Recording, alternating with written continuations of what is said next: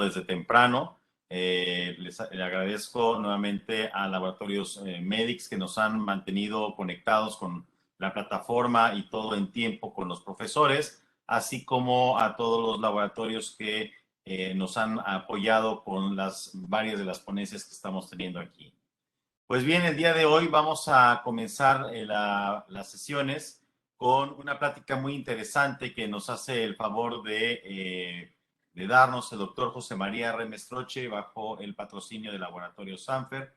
El doctor Remestroche es médico egresado de la Facultad de Medicina de la Universidad Veracruzana, médico gastroenterólogo egresado del Instituto Nacional de Ciencias Médicas de la Nutrición Salvador Subirán, posgraduado en neurogastroenterología y motilidad avanzada por parte de la Universidad de Iowa, Carver College of Medicine, director del Instituto de Investigaciones Médico-Biológicas de la Universidad Veracruzana en Veracruz, investigador nacional nivel 2 del Sistema Nacional de Investigadores y autor de más de 200 artículos publicados y 20 libros. El tema del día de hoy será síndrome de intestino irritable. Chema, bienvenido, muchas gracias. Adelante, te dejo los micrófonos. Gracias, muy amable. Gracias al comité organizador de este quinto curso regional de medicina interna del estado de Veracruz, a Alejandro, su presidente. Y como bien lo comenta él, la idea de esta charla, y así la vamos a enfocar, es hacer una revisión actual sobre lo que serían los puntos más novedosos o relevantes en el manejo de el síndrome del intestino irritable. También tomar en cuenta algunas actualidades acerca de la epidemiología. Cambia un poco de acuerdo a la nueva definición que utilizamos hace ya algunos años. Y finalmente hablar de lo que contamos con el tratamiento y lo que podemos tener en un futuro cercano. Creo que es importante recordar que este síndrome del intestino irritable el día de hoy es el prototipo de lo que llamamos trastornos o llamábamos trastornos funcionales digestivos y que hoy, de acuerdo a los criterios de Roma 4, se denominan trastornos del eje intestino-cerebro. Creo que recordamos muy bien que en esta definición le damos un peso muy importante a esta interacción eje intestino-cerebro, donde definitivamente aspectos genéticos y ambientales en la vida de un individuo van a afectar la percepción, la sensibilidad y la modulación de muchas respuestas fisiológicas. Este desbalance, esta poca tolerancia o esta hipersensibilidad acaba manifestándose en entidades que dan síntomas, algunos signos clínicos que finalmente en su cronicidad hacen que los pacientes se quejen de molestias que afectan considerablemente la calidad de vida. Esto lo sabemos claramente que probablemente en trastornos funcionales digestivos el reto, al no tener una mortalidad de esta entidad, pero sí una morbi-mortalidad y una afección importante en la calidad de vida, es tratar de mejorar esto. Creo que debemos de recordar en este nuevo concepto de trastornos funcionales intestinales, de acuerdo a Roma 4, en que tenemos un espectro donde vamos a tener trastornos que se caracterizan por cambios en la consistencia de las evacuaciones más duras que tienden a definir los trastornos relacionados con el estreñimiento, evacuaciones más flojas que van a definir a los trastornos relacionados con diarrea, pero además de estas alteraciones en la frecuencia y en la consistencia de las heces, tendremos la presencia de dolor o distensión abdominal. Y si este dolor o distensión abdominal es lo que predomina en el paciente, acompañado con cambios en las alteraciones de las evacuaciones, entonces tenemos la definición de intestino irritable en sus tres subtipos, que son estreñimiento, mixto y diarrea. Importante considerar que la distensión es un síntoma que el día de hoy ya no forma parte necesaria de la definición de intestino irritable. Esto paradójicamente ha hecho que, por definición, la prevalencia del intestino irritable disminuya y que esta distensión abdominal ahora pertenece a otra categoría que se llama distensión abdominal funcional, esté siendo de repente desplazada en el diagnóstico de intestino irritable. Les recuerdo aquí lo que, de acuerdo a los criterios de Roma 4, sabemos el día de hoy que es intestino irritable. Es la presencia entonces de dolor abdominal recurrente, por lo menos un día por semana en los últimos 3 meses, que se acompaña de alteraciones en la defecación, cambios en la frecuencia y en la consistencia de las heces, y que de acuerdo a la frecuencia de las heces y a la consistencia tenemos estos 3 subtipos. Aquí uno de los cambios importantes, antes se decía que mejoraba la molestia en el momento de evacuar, hoy se reconoce que hay pacientes que no mejoran cuando evacúan o que incluso puedan empeorar, y esto es parte de la definición actual de Roma 4. De acuerdo a la escala de Bristol, esta escala que muchos de nosotros usamos o utilizamos o tenemos en el consultorio, sabemos que tener más del 25% de las evacuaciones tipo 1 define al subtipo de estreñimiento. Esta es una escala que cuando se validó en Bristol en la década de los 80 quedó muy claro que estos pictogramas o estas imágenes gráficas correlacionan muy bien con el tránsito colónico, de tal manera que un Bristol 1 y 2 define muy bien el estreñimiento y un Bristol 6 o 7 define muy bien al paciente que tiene diarrea. ¿Qué hay de nuevo respecto a la epidemiología? Se nos había adelantado hace algunos minutos. Este estudio epidemiológico global, publicado a principios de este año, aunque se realizó ya tiene un par de años, es seguramente el estudio epidemiológico más grande sobre trastornos funcionales digestivos. Fue un estudio que, utilizando encuestas cara a cara y encuestas por vía remota a través de la web, en 33 países de 6 continentes, vean ahí México muy bien representado, se evaluó en cerca de 75,000 sujetos en población abierta la prevalencia real de estos trastornos funcionales digestivos. Y llama la atención que el intestino irritable, la prevalencia actual en México, vean la flecha roja abajo, está entre el 4 y el 5% de la población. Habitualmente con la definición pasada, con Roma 3, hablábamos de un 10 a 12%.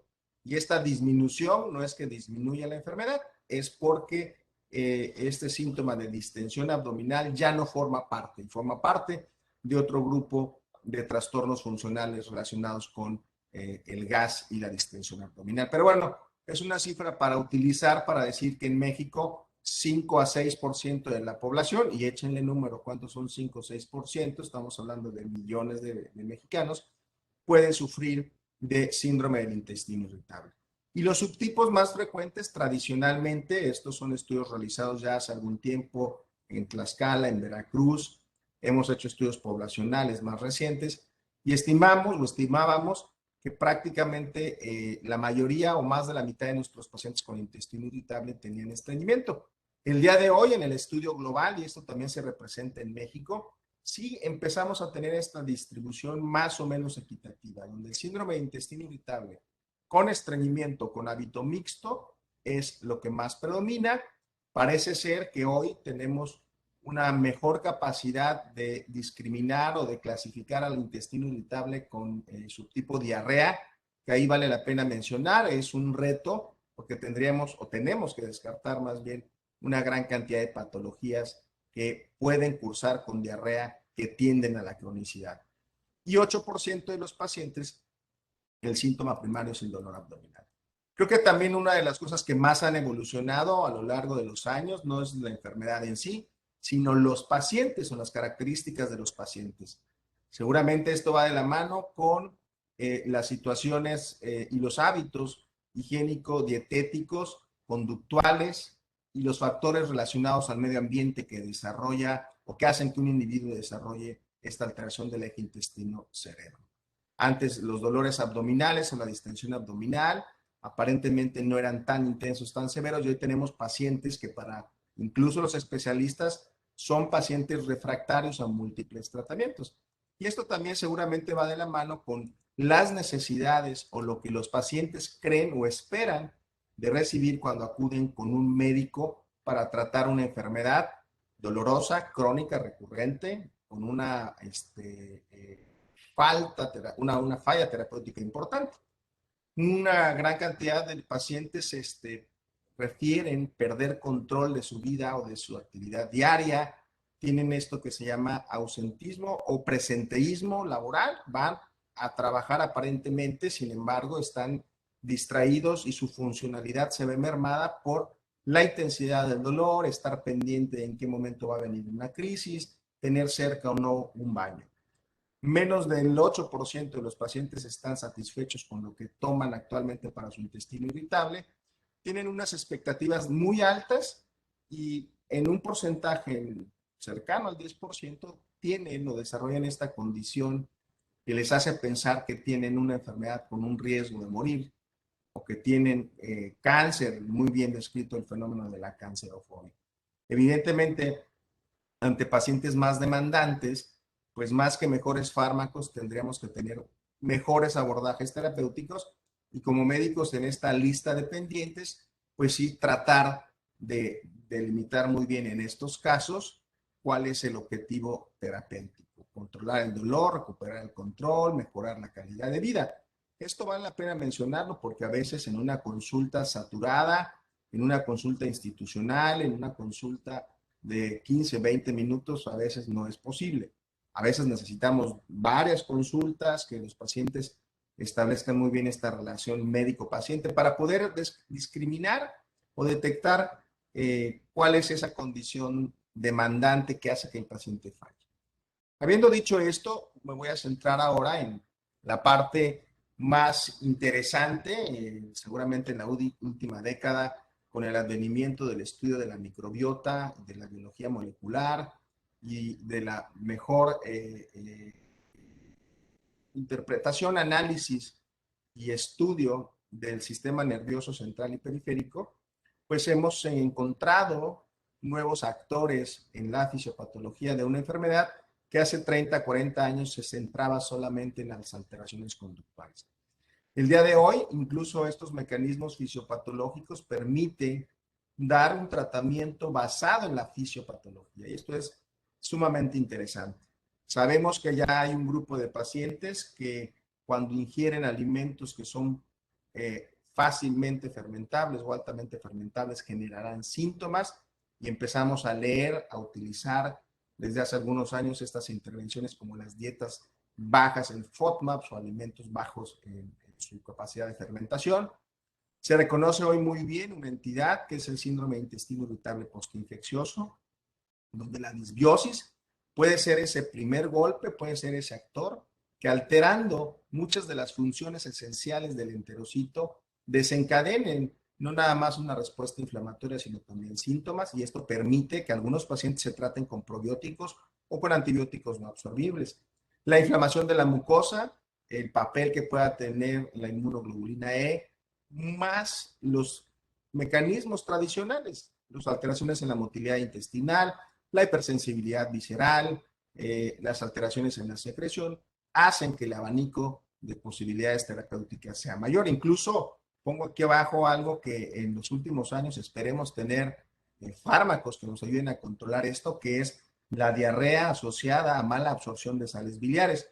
Un problema bastante frecuente, por ejemplo, en pacientes colecistectomizados, que aquí en México es bastante abundante el número de pacientes que sin ninguna indicación clara se someten a una colecistectomía, pueden haber medicamentos dirigidos a este mecanismo, hablando de una enfermedad aparentemente funcional. El tema de la disbiosis es muy interesante. El tema de las alteraciones de la microbiota intestinal han llevado a de repente detectar que hasta un 20-30% de pacientes el sobrecrecimiento de bacterias en la parte proximal del intestino delgado, no necesariamente anaerobios, sino bacterias fermentadoras como Methanobrevibacter smithii, se encuentren sobrepoblando el intestino delgado, y esto se ha demostrado en estudios a través de aspirado duodenal o pruebas de aliento, y que esta sobrepoblación sea la causante de la fermentación, la distensión, el dolor, el gas, la diarrea, y ha permitido que algunos investigadores, básicamente los grupos americanos, el grupo del doctor Pimentel en la Universidad de California en Los Ángeles, haya demostrado que la administración de ciclos de rifaximina por periodos de 7 a 10 días de forma cíclica, pues brinda una mejoría importante a estos pacientes. Esto no es una indicación para todos los pacientes, es para ese subtipo donde uno detecta que la disbiosis pueda ser la causante de estos. Esto es más o menos también reciente. Ya hay una definición de a qué le debemos de llamar síndrome de intestino irritable postinfeccioso. Es ese paciente que cumple los criterios de Roma 4 para intestino irritable, pero que además tenemos muy clara que la presencia de estos síntomas aparecen inmediatamente después de haber sufrido una gastroenteritis aguda, una gastroenteritis que pudo haber sido bacteriana, viral o parasitaria. Hoy en el COVID empezamos a tener ya intestinos irritables post-COVID. Seguramente, y en una gran mayoría, será en relación al uso indiscriminado de fármacos no aprobados, pero si en un 5% de pacientes se estima que esta infección viral o esta infección bacteriana, Salmonella, Shigella o esta infección parasitaria puede alterar la microbiota del individuo y esa alteración persistir a lo largo del tiempo. Habitualmente esto, para hacer este diagnóstico, tenemos que tener claro que el paciente no padecía de esto previamente. El perfil de pacientes son sujetos que tuvieron una gastroenteritis aguda con una toxicidad importante, que hayan tenido fiebre, náuseas, vómito y que haya evidencia, por lo menos con cultivos, evidencia con los cultivos de que hubo un proceso inflamatorio y que se tuvo que en algunos casos dar un tratamiento, ¿no? Y no cumplir criterios para intestino irritable previo al evento agudo. Entonces, en esta definición de intestino irritable postinfeccioso, que es al subtipo de pacientes que más se le antoja prescribir probióticos o antibióticos no absorbibles, estamos hablando de que entre un 15 y hasta un 20% de pacientes que llegan hoy a la consulta con intestino irritable pudieron haber tenido un evento infeccioso que desencadenó esto. Y lo menciono porque hoy dentro de nuestro interrogatorio tenemos que preguntar al paciente con intestino irritable si en los últimos meses o previo a algún evento infeccioso no tenía esta condición por la cual nos consulta, ¿no? La fisiopatología del intestino irritable es muy interesante. Además de la disbiosis, se postula que hay alteraciones inflamatorias e incluso alteraciones en la dinámica de la reabsorción de sales biliares, que ya les había mencionado, que hacen que esto persista. Incluso las propuestas terapéuticas van, aunque muy similares a cómo tratamos al intestino irritable, por ejemplo, en el caso del dolor, antiespasmódicos, analgésicos viscerales, en el caso de la diarrea, antidiarreicos, si esos pacientes que tienen mucha distensión abdominal vean cómo este mecanismo nos lleva a un tratamiento diferente. Les mencionaba yo que ahora con el COVID sabemos nosotros que hasta un 30% de pacientes inician con síntomas gastrointestinales atribuibles a el SARS-CoV-2 y que esta infección viral va a producir un entorno disbiótico bastante nocivo y agresivo al paciente, al cual le sumamos antibióticos o intervenciones terapéuticas que pudieran ser riesgosas, pues evidentemente va a persistir y esto pudiera incluso predisponer a enfermedades, no nada más a intestino irritable, sino infecciones sobreagregadas como pudiera ser clostridoides difíciles, ¿no? Les hablaba yo hace un rato de este mecanismo que me parece muy interesante tener en mente.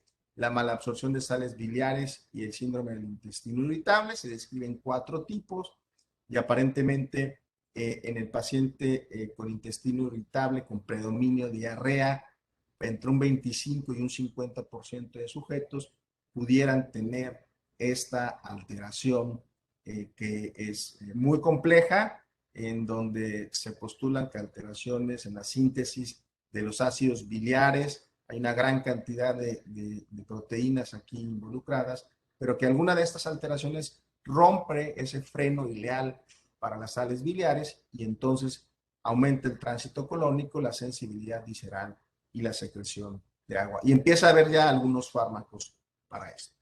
Respecto al tratamiento, y esta será la segunda parte de la charla, haré un repaso de cómo tratamos.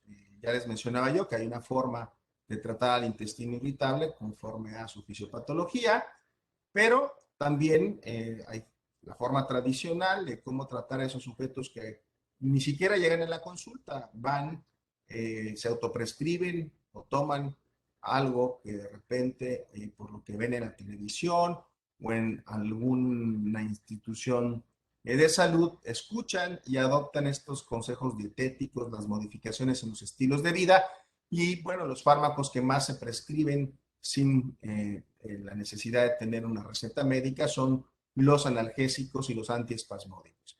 Evidentemente, lo que nosotros en el consultorio como internistas y gastroenterólogos empezamos a ver son aquellos pacientes que tienen síntomas moderados, más frecuentes, más intensos, que afectan más la calidad de vida y el paciente va buscando algo que sea diferente a lo que intentó previamente. Y en la parte final estarán los casos más severos, los refractarios, donde sabemos el día de hoy que en este reto terapéutico la neuromodulación pues es muy útil. Esta es otra imagen donde podemos también clasificar o plantear nuestro esquema terapéutico de acuerdo a un tratamiento convencional, donde además de la dieta, el estilo de vida, la fibra, tenemos ya estos fármacos que siempre hemos utilizado. Tenemos esto que ya les mencionaba yo al principio, optar por identificar cuál es el mecanismo que predomina. Tenemos también tratamientos combinados. Y bueno, esta nueva lista de tratamientos que incluyen agonistas de 5-HT4, estimulantes o agonistas de los canales de cloro, medicamentos que actúan sobre GMP y AMP cíclico. Ahora tenemos algunos neuromoduladores que iremos mencionando, ¿no? Respecto a la dieta, y esto me parece muy importante recalcarlo, partiendo de que de acuerdo al subtipo de pacientes, pues podemos utilizar o no alguna intervención dietética. Evidentemente, para los pacientes que están estreñidos, el tomar fibra es una de esas recomendaciones. Sin embargo, ahorita debemos de recordar que el uso de la fibra es muy variado y depende del tipo de la fibra. Recordar que hay una gran cantidad de sujetos en México, más de la mitad de la población padecemos intolerancia a la lactosa, esto es la falta de persistencia del gen que va a hacer que se produzca la lactasa, y esto es tan frecuente que muchos pacientes con intestino irritable no saben o no sabían hasta antes de una consulta que padecían intolerancia a la lactosa. También reconocer que se consumen cada vez más alimentos o suplementos que son azúcares o compuestos que no se absorben, y en la mente hay que tener como un paradigma de que lo que no se absorbe en el intestino se va a acabar fermentando. Y esa excesiva fermentación pues es la responsable del dolor, la distensión abdominal y en algunos casos las diarreas. Les muestro lo que dicen nuestros consensos, los consensos de la Asociación Mexicana de Gastroenterología, que hemos trabajado a lo largo de más de una década, tanto para intestino irritable como para estreñimiento, y estas son las recomendaciones y el grado de evidencia. ¿Qué hacemos? Recomendamos el ejercicio a los pacientes con intestino irritable con estreñimiento, claro que lo recomendamos. Calidad de la evidencia puede ser baja, ¿por qué? Porque no hay mucha investigación al respecto, pero la recomendación siempre será a favor. La ingesta de líquidos de forma importante, una buena relación médico-paciente, adoptar horarios regulares de comida y de evacuación también son muy importantes.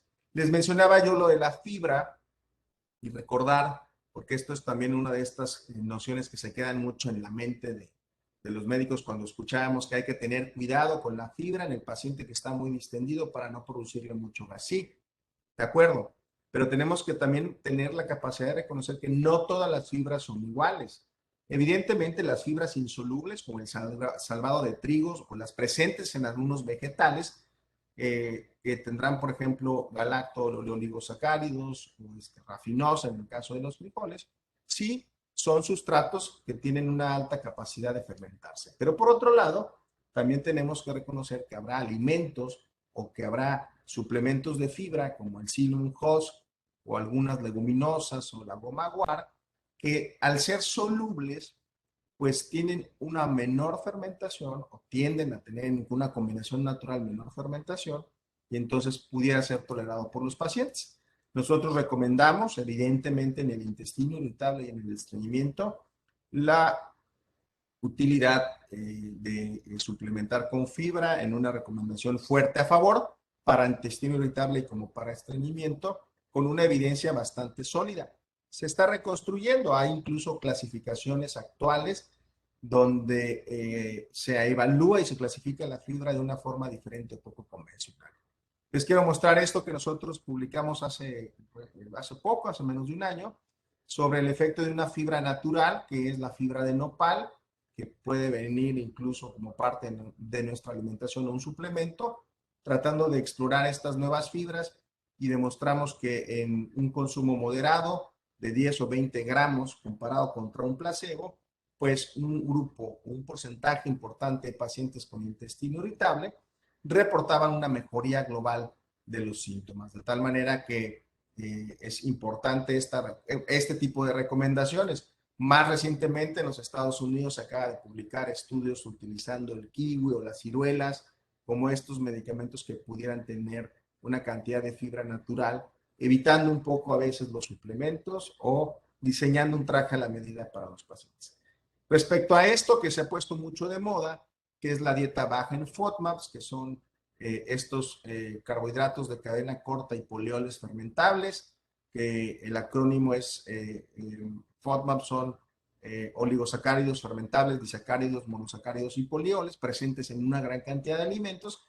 Sabemos que la restricción de esto evidentemente va a disminuir la producción de gas.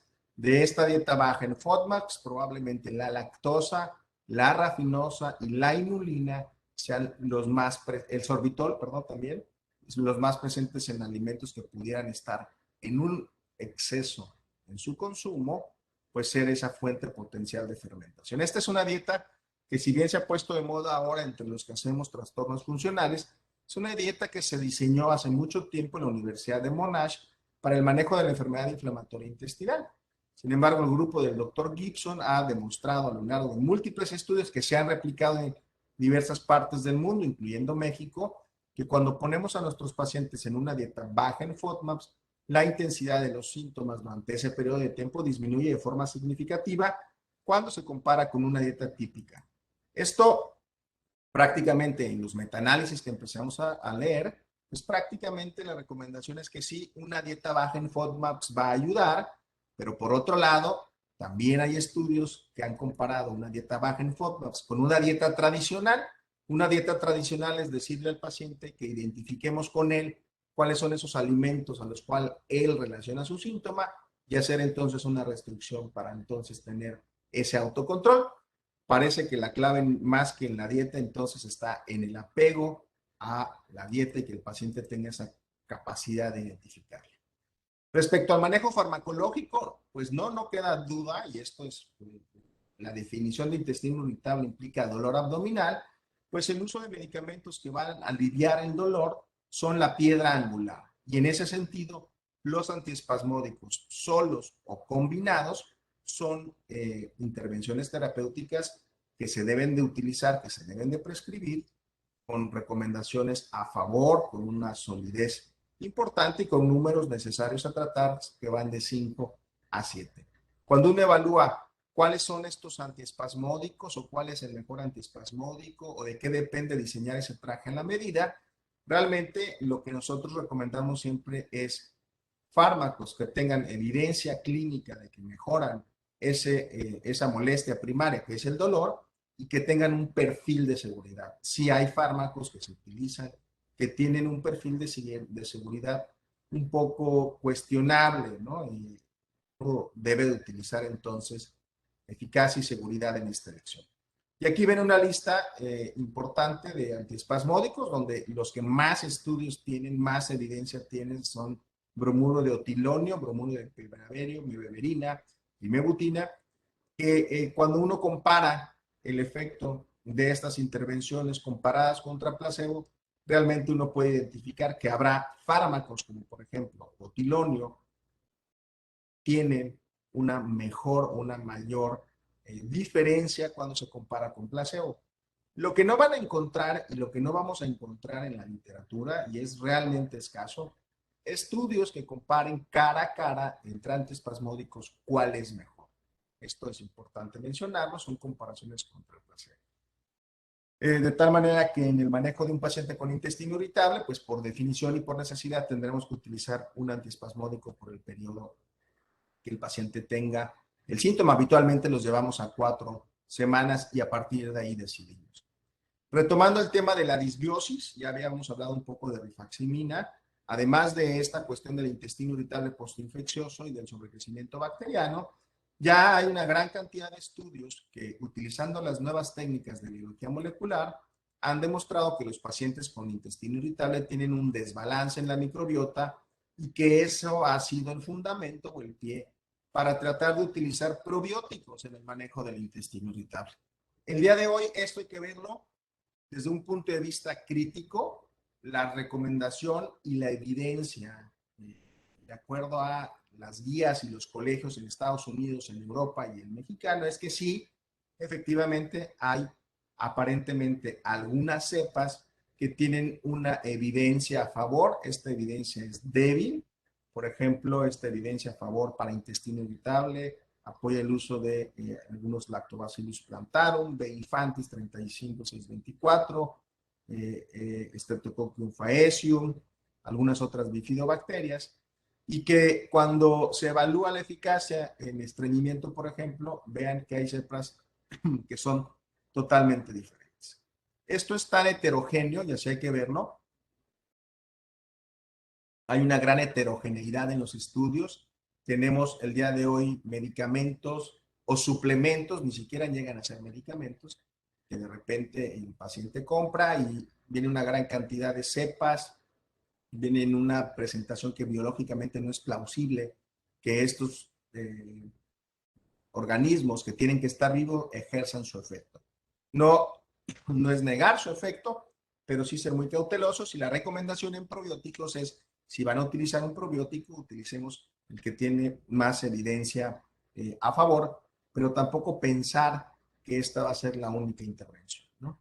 En esta parte del análisis de estas intervenciones para mejorar la disbiosis en el intestino irritable, vean que los números necesarios a tratar con probióticos, algunos antibióticos que ya no utilizamos porque el perfil de seguridad del rifaximin es mucho mejor, pues muestra esta heterogeneidad que ya les comentaba.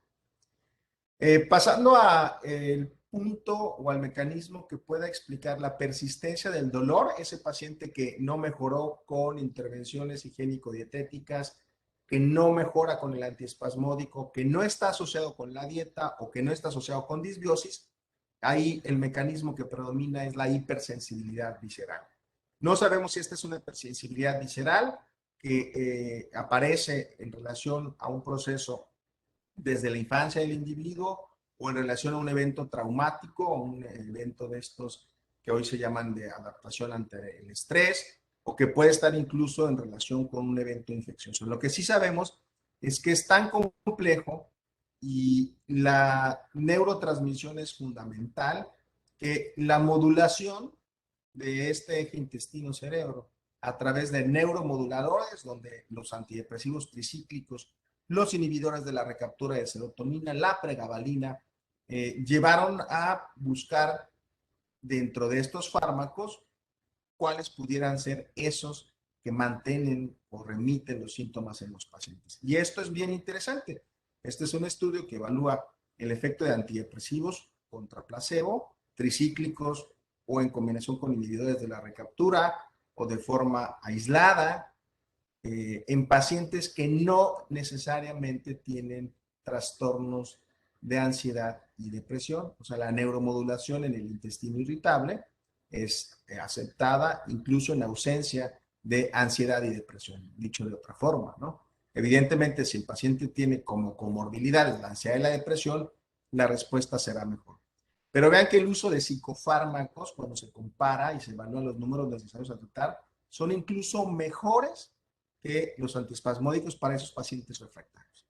Imipramina, amitriptilina, desimipramina, escitalopram, venlafaxina, uno lo va decidiendo de acuerdo al subtipo de paciente. Para el estreñido es mejor los inhibidores de la recaptura, para el que tiene diarrea es mejor los antidepresivos tricíclicos, y vean los números necesarios a tratar con tricíclicos y con algunas otras terapias como la terapia de relajación, la terapia conductual, la hipnoterapia, son intervenciones que van a modular el eje intestino-cerebro. Tenemos una ganancia terapéutica muy interesante, ¿no?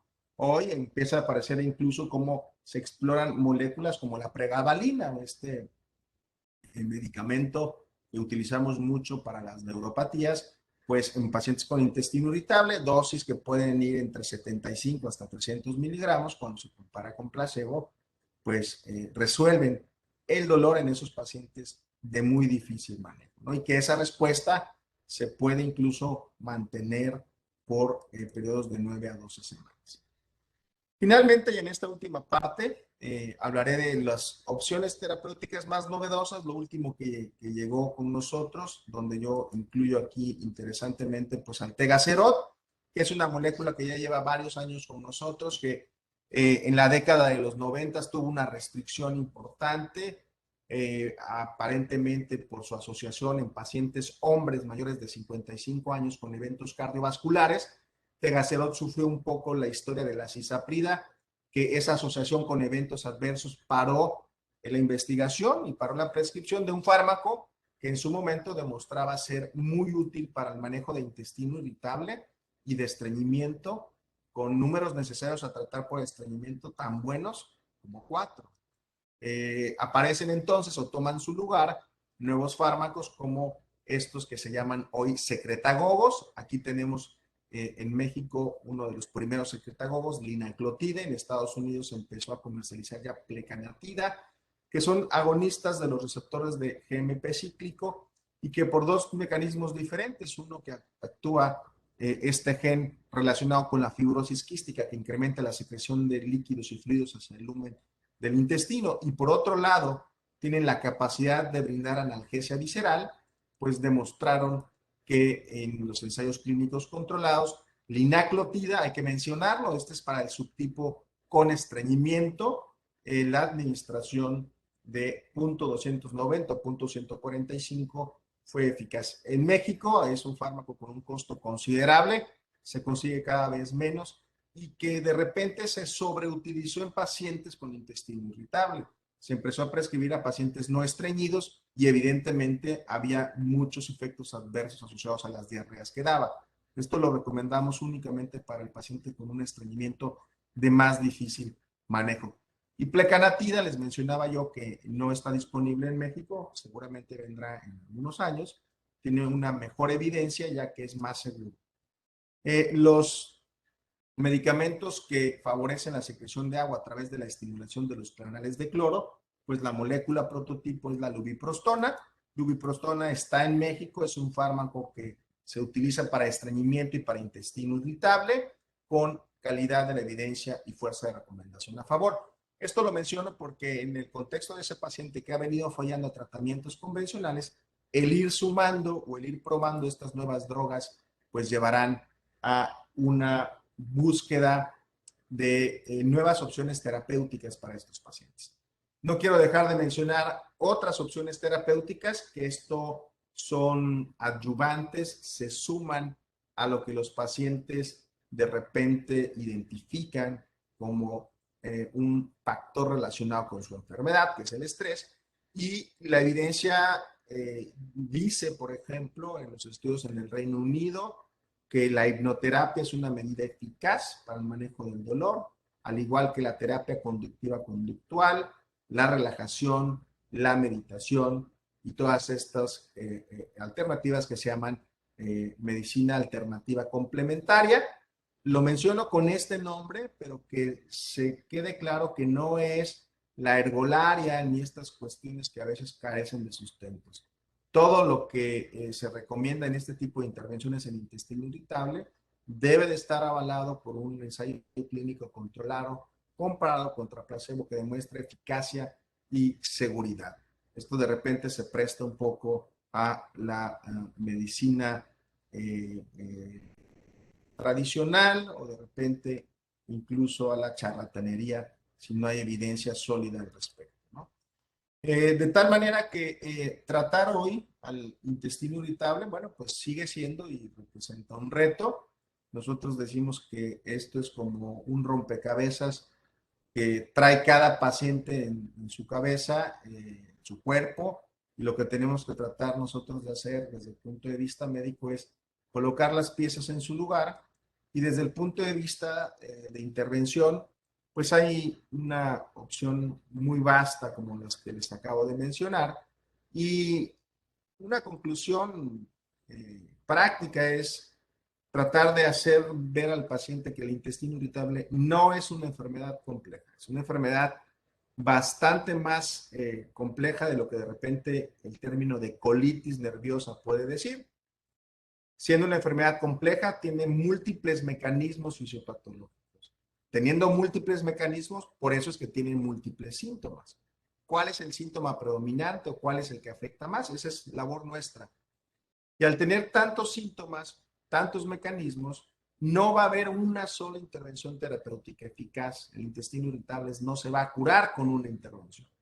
Se va a mejorar, se va a controlar cuando tengamos la capacidad de amalgamar todo esto que les he mostrado en la charla anterior. ¿Cuál es la mejor intervención terapéutica? ¿Cuál es la mejor dieta? ¿Cuál es el mejor fármaco? ¿Cuál es la mejor terapia alternativa para que los pacientes pues restauren su calidad de vida y controlen este síntoma primario que es el dolor abdominal? Con esto doy fin a la charla. Entiendo que tendremos tiempo para una sesión de preguntas y respuestas. Muchas gracias por su atención. No, muchas gracias a ti. La verdad es que es una revisión bastante extensa y detallada del síndrome de intestino irritable que, pues como comentabas, la verdad es que es una situación que a veces se vuelve un dolor de cabeza para nosotros precisamente porque al haber una variedad importante de opciones terapéuticas y de además tipos diferentes de padecimiento, pues a veces la frustración de no alcanzar los objetivos que el paciente desea, pues eso genera la dificultad. Por el momento no hay ahorita todavía alguna pregunta que hayan hecho, pero yo quisiera preguntarte, ¿cómo vamos ahorita, por ejemplo, con el tema de los trasplantes de materia fecal? ¿Ha avanzado esto? ¿Quedó como un experimento? ¿O qué pasó con ello? No, esa es una pregunta que a propósito no lo quise mencionar porque es de los temas que a la audiencia y que a nosotros nos llama mucho la atención, reconociendo que la disbiosis es fundamental en un subgrupo de pacientes, pues se antoja o la idea de hacer este trasplante de la microbiota fecal, pues sea algo para los pacientes. Hoy los pacientes llegan, preguntan, consulta y de repente hasta videos en internet empiezan a ver. La respuesta es, al día de hoy, no hay evidencia sólida que lo recomiende.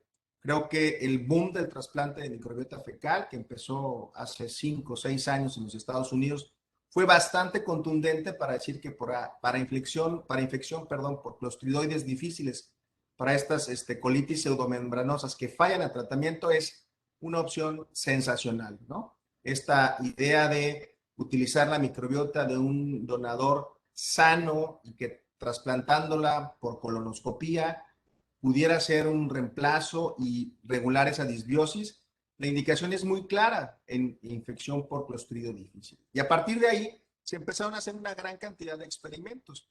Si era materia fecal congelada, los sustratos de la materia fecal, a través de una cápsula, a través de colonoscopía, y la gran mayoría de los estudios han fallado. O sea, la evidencia todavía no es contundente. De repente empieza a haber algunos ensayos clínicos controlados realizados en el norte de Europa, me parece que es Suecia, que utilizando, y eso es lo que piensa uno en el futuro, no estar trasplantando la materia fecal de un sujeto total cual, sino buscar esos péptidos o esos sustratos que se extraen de la materia fecal de un superdonador para que entonces yo a través de una píldora que lo pueda ingerir o a través de un sembrado que pueda hacer durante un procedimiento endoscópico pueda llevar a la mejoría. Curiosamente, en intestino irritable, el trasplante de microbiota fecal ha fallado, pero en estreñimiento crónico, por ahí hay un par de estudios chinos que demuestran que es un poco más efectivo.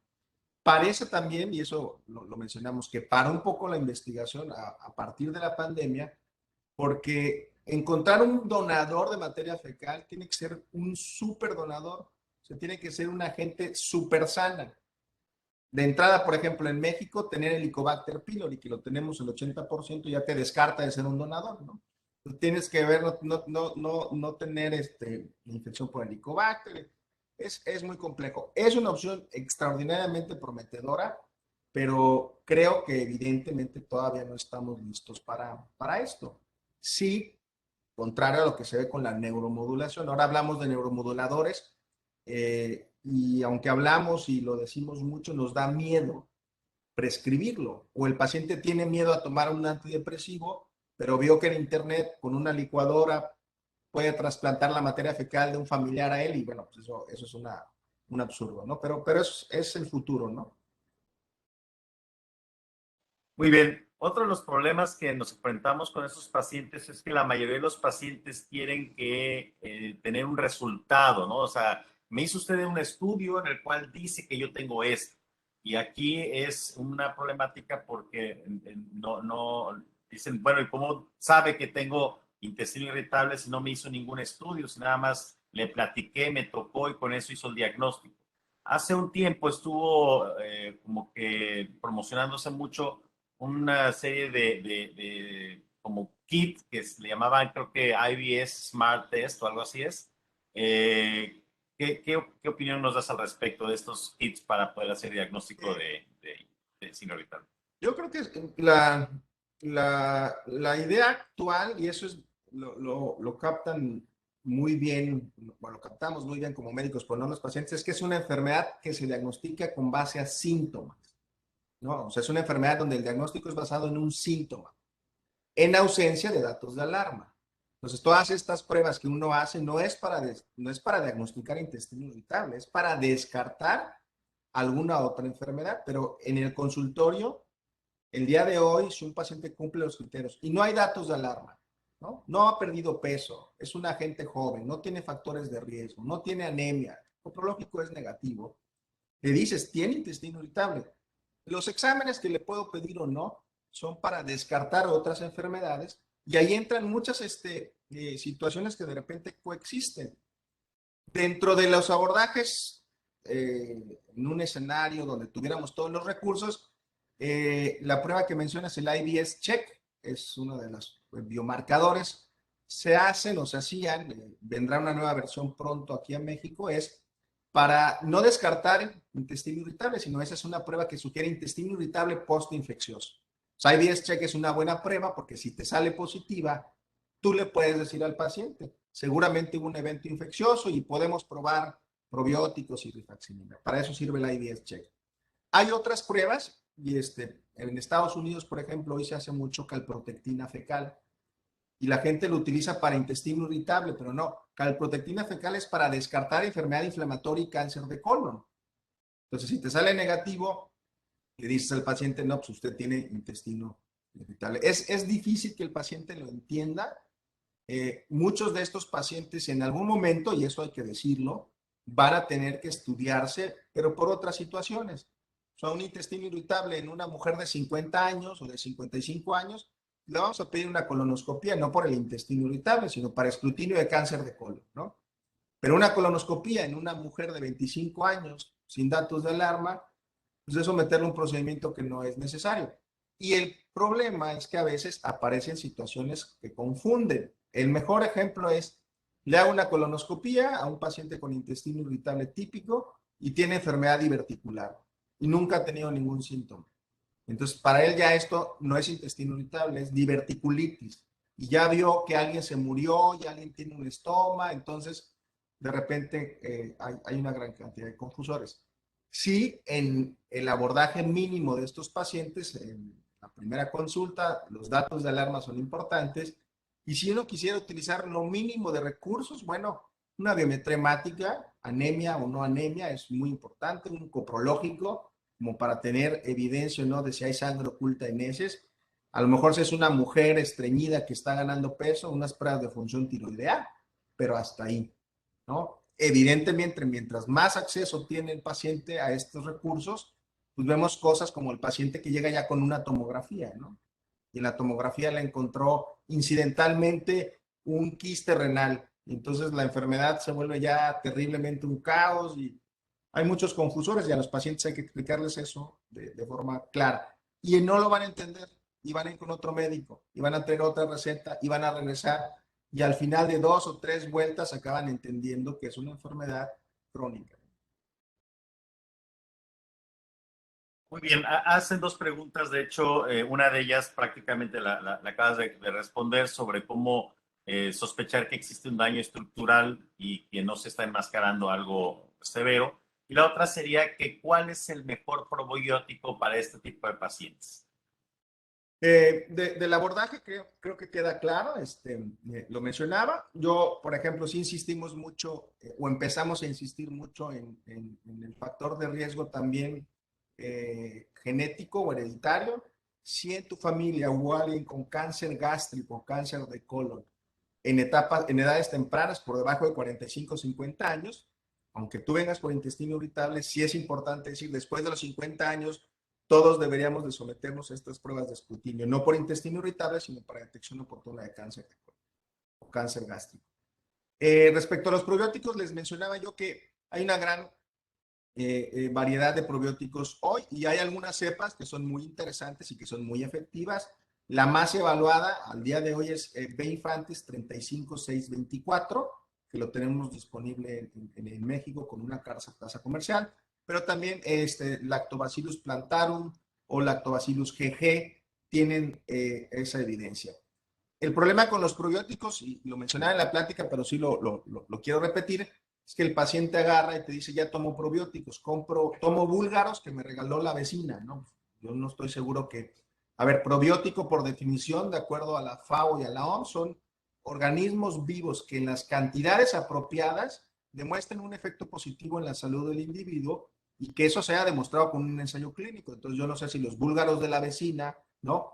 O el probiótico que compran en Walmart o en Costco, que son 80 millones, 15 cepas y el frasquito lleva 2 días afuera del refrigerador, por ejemplo, o en la cajuela del auto con el calor que hace en Veracruz, pues esos microorganismos vivos seguramente ya no estarán vivos, ¿no?